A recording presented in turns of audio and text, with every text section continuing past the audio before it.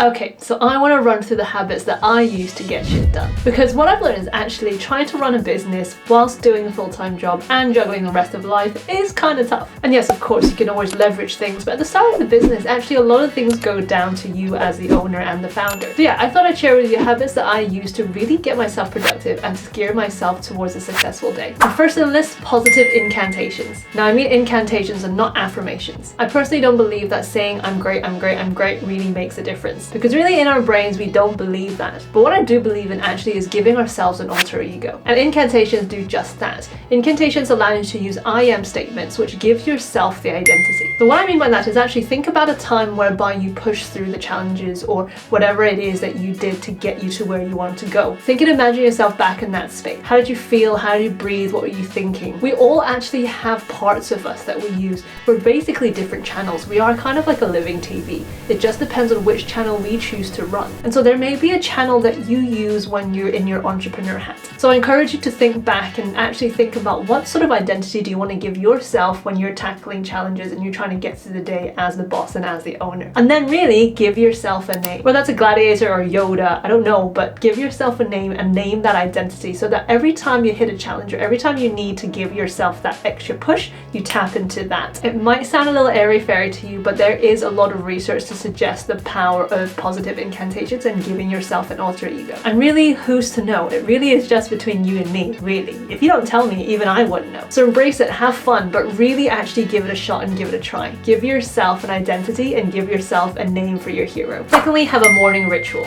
Actually plan your day with intention. Research actually shows that having a morning ritual can really set yourself up for the day. A lot of the time, our intentions and how we feel about our day in life is really down to our external circumstances. And actually, research shows that if we physically and consciously gear our mind towards what we want to achieve, we're more likely to achieve it. So whether that's starting your day with gratitude, starting it with journaling, starting with reading something, starting with listening to a podcast, starting it with moving and doing some exercise, whatever it is, find something and actually design your morning ritual and design your morning routine. Because again, our life is down to which channel we choose to run, and make sure that you run the right channel for your day and the day that you want. And what I personally reflected on is that the more busy I get and the more that I have to do, the more easy it is for me to get stressed, and then it affects my mood and my mental health. But my question is, why should that be? Why should my mood and how I do throughout the day get dictated by the external circumstances of my world? I realize that I actually have full control of all my emotions and I have full control of how I feel and what I choose to do. And that's how I want to keep it. And really setting my day with intention has truly helped me focus on what I'm trying to achieve for the day, and it also sets the right tone for my day moving forward. And honestly, it's been a while since I've woken up being in a bad mood. So yeah, highly recommend you try that and really be intentional and plan your morning. Thirdly, embracing possibility thinking. I like to think that as entrepreneurs and new business owners, we are very good at problem solving. We're also very good at not giving up. However, it doesn't mean that problems don't arise, and it doesn't mean that we feel deflated when we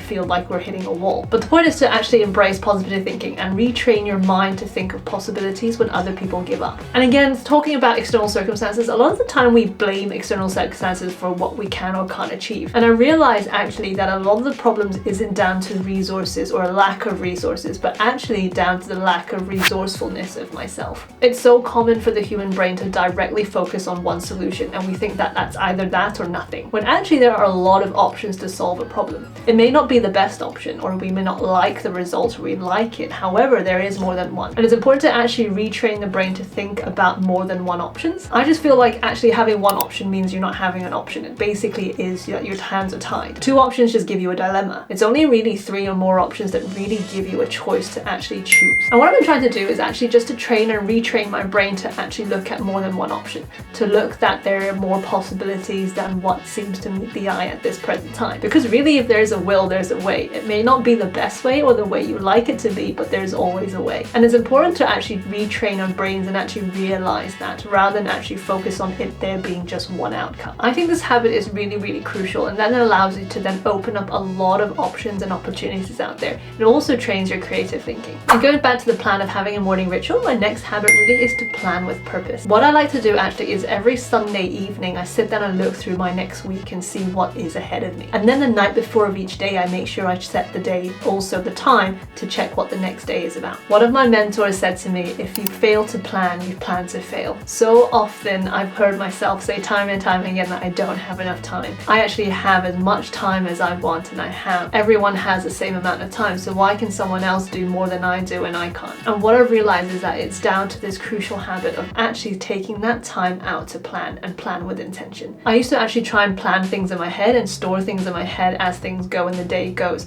but what I realized is that there is only so much I can store up here. And really having a physical plan planned out and me knowing what I'm going to do the next day has really allowed me to then avoid distractions altogether and be really intentional with what I want to do and what I want to achieve. So yeah, I really encourage you to do this, because again, if you fail to plan, you plan to fail. And linking on to my point about possibility thinking, another great habit is to embrace the growth zone. And what I mean by the growth zone is actually basically to push past your comfort zone. Success actually requires doing a lot of things that you don't like doing, but really the more you do it, the more comfortable you get at it. And so what I've trained myself to do actually is when I start feeling a little bit of resistance and a little bit of fear when I don't want to do something or need to do something, I automatically train myself to do it and say yes. I basically avoid negotiating with myself and just go ahead and take the plunge. Because what I've actually experienced is that if I do something that's outside my comfort zone, I grow much quicker and I actually feel great about myself. There really isn't any feeling that can match up to you struggling to do something and then ending up doing it. It's like giving yourself a pre-taste and a sweet taste of success before you actually feel it and get it at the end. I've also realized that success really is down to smaller habits and the smaller things that we do rather than the big things. And that sometimes and often a very small shift actually creates the biggest results. And something that I've learned and realized is something called the 2-minute rule. And this is very simple. Basically, if there's a task that takes less than 2 minutes, go ahead and do it. Don't even think about it. Don't even negotiate with yourself. Because a lot of the time in running a business, juggling life, work, etc., it's really the build-up of the little tasks that actually make a difference. It's not really like the big rock that you're carrying. It's more that you're carrying a lot of little pebbles that all end up piling up together. And so yeah, 2-minute rule basically is that you do it immediately, and it basically prevents all the small tasks from piling up. Because the ultimate game is we don't want to lose focus and we want to maximize efficiency. And another habit that's really helps me is scheduling in deep work intervals. Basically blocking time. Did you know that actually it takes 20 minutes for us to go into a state of flow? A state of flow whereby we're fully focused and fully concentrated on the task at hand without any distractions. And when we're distracted, it takes again 20 minutes for us to refocus. So really the point is, if we want to succeed and really want to achieve for the day and get the most done, we really need to focus our time on what really matters. And we really need to stay and maximize the time that we are staying focused. And so rather than have a to-do list and itty-bitty things, I actually like to block time and give myself an hour or 90 minutes chunk of time to do what I need to do. And then finally, mindfulness. I used to be someone who didn't believe in mindfulness, meditation, or breath work at all. I thought it was just a waste of time. But what I realized actually is the more that I have to do and the more that piles up, the more I actually need to relax and supercharge myself throughout the day. Now, of course, you may not have 10 minutes to actually do a full meditation, but you can have 1 minute or 2 minutes here and there in between tasks to do something. And what I've personally experienced is that going from one task to another and trying to do a lot of things at the same time really just takes a toll on my energy levels. But then actually taking just a minute just to pause, breathe, look outside the window, or do a couple of breath works has really helped me just recharge. It's a bit like putting your phone on supercharge. You're basically charging yourself up for a really quick a minute or two, and then you can get going and get doing things really quickly. Honestly, I can't even tell you how much it helps reset your focus. So yeah, these are the habits that have really been kind of my superpowers for my arsenal and the tools in my toolkit to allow me to stay focused, juggle everything in life, and still get things done and feel good about it. And remember, the way you think and the habits that you put in really actually do shape your path to success. So yeah, if you find these tips helpful, do give it a thumbs up,